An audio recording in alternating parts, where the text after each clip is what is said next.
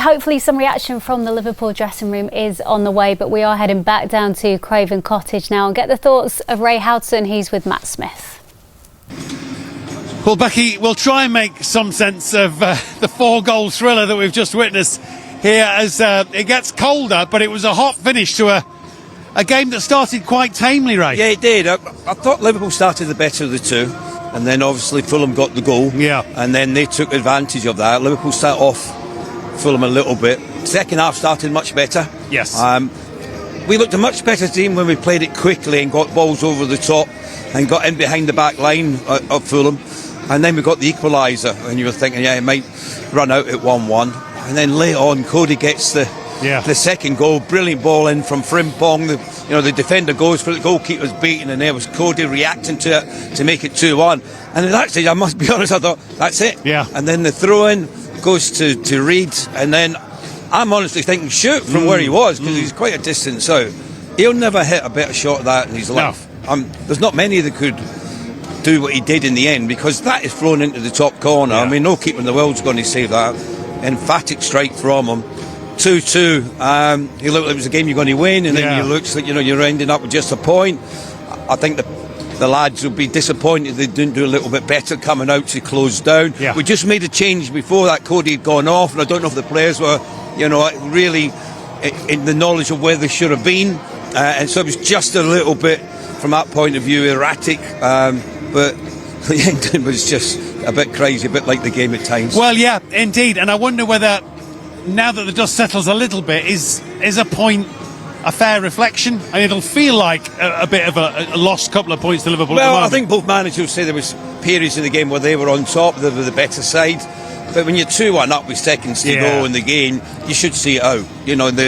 You've got to be mentally prepared for something that they might do, and no one come to close out Reeds. That would be the disappointment.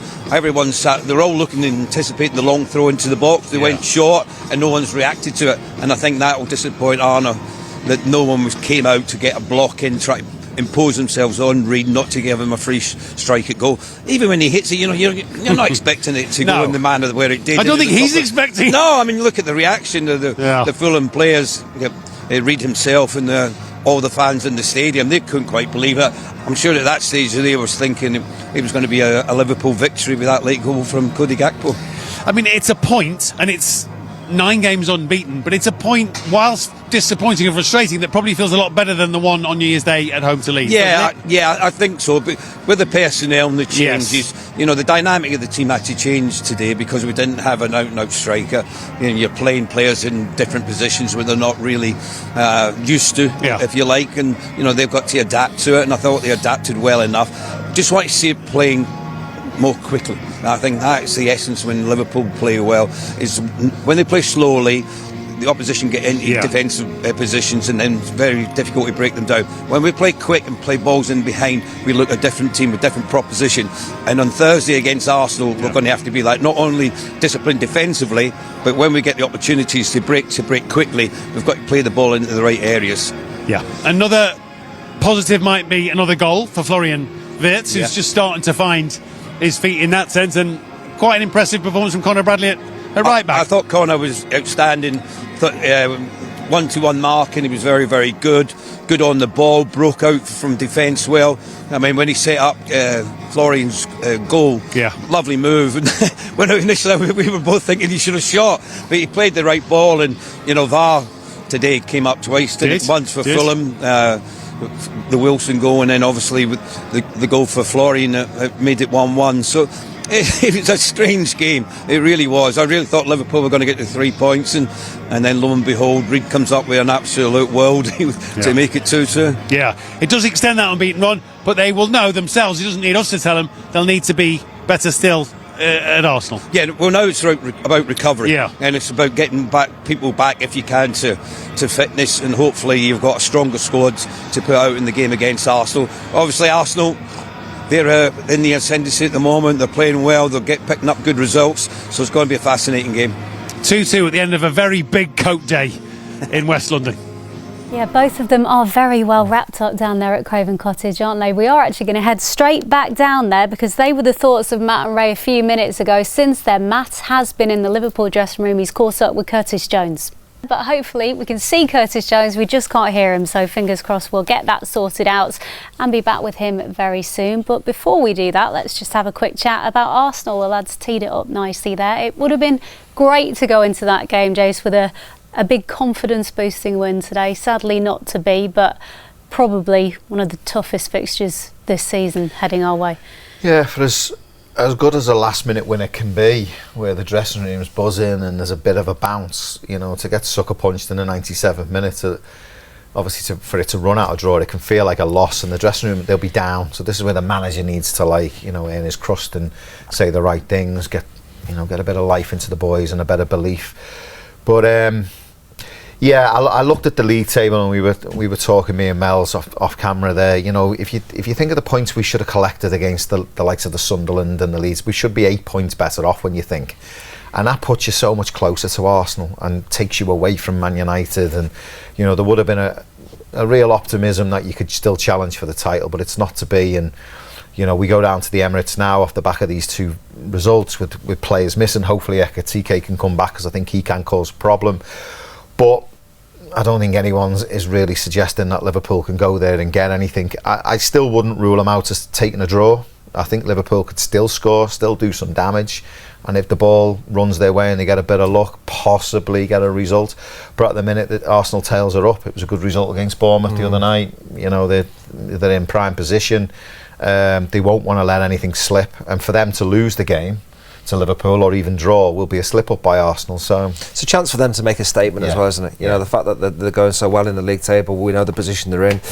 And they're really City, could you say Villa are chasing them? Maybe at the moment, long term I'm not sure. So it's a chance for them to say we want to be champions, and who better to try and do it against on Thursday than the current Premier League champions ourselves. I mean, what I would say, since we beat them in August, and it wasn't a great game, but Szoboszlai's won now.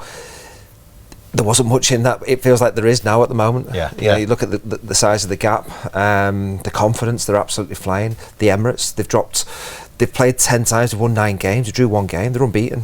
You know, they don't lose games. That's the thing. You look at them and think, as much as people made out that we spent money, Arsenal spent a lot of money in the summer on starters, not just squad players as well. There's a few starters that came in there to add to what they had already. We lost a few players, they didn't lose anybody, so they've strengthened. They've spent a lot of money, they've been second year after year, and they've got a real chance this year to go on and win it. And for them, they'll be trying to make a statement on Thursday. Okay, thanks both. We will resume the Arsenal chat in just a minute, but I think the Curtis Jones technical issue has been sorted out now. Let's hear from him. He's speaking with Matt Smith.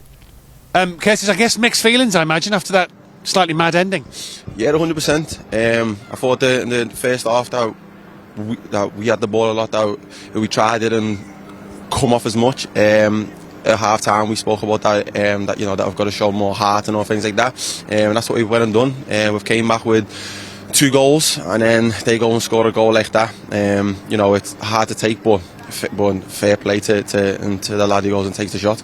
It's a point like New Year's Day, but I imagine it in some ways it feels like a better point, doesn't it, than the 0-0 at home?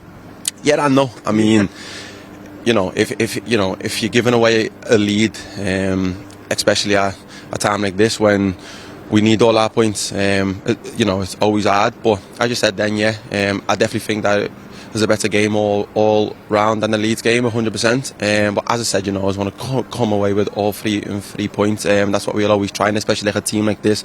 You know, it doesn't matter if we're playing against any team away. For the talent on the pitch. And all things like that, I feel that we should go and win games like that. Yeah. Obviously that's a shuffle, again, in terms of who played where today. Did that affect where you played and the job you had to do today? Yeah, 100%. I've been playing as an 8. Now I played more as a winger/10.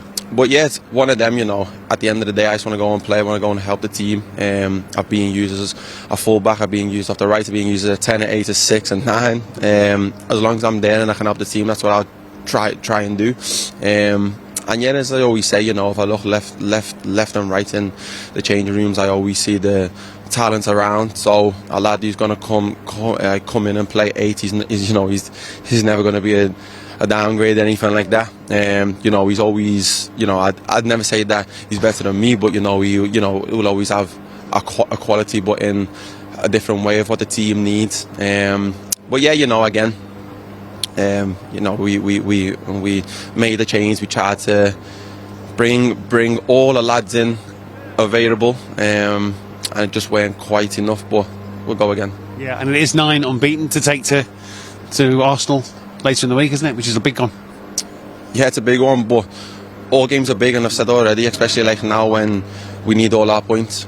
But Arsenal's a huge game. They're on a great run. Obviously, the top of the league, and of course the first game that they played against us that we obviously won. So they'll be trying to get a revenge on us. So yeah, we're you know, we're going there with our heads high, and we're going to try and win. Appreciate it. Thank you very much. Thank you.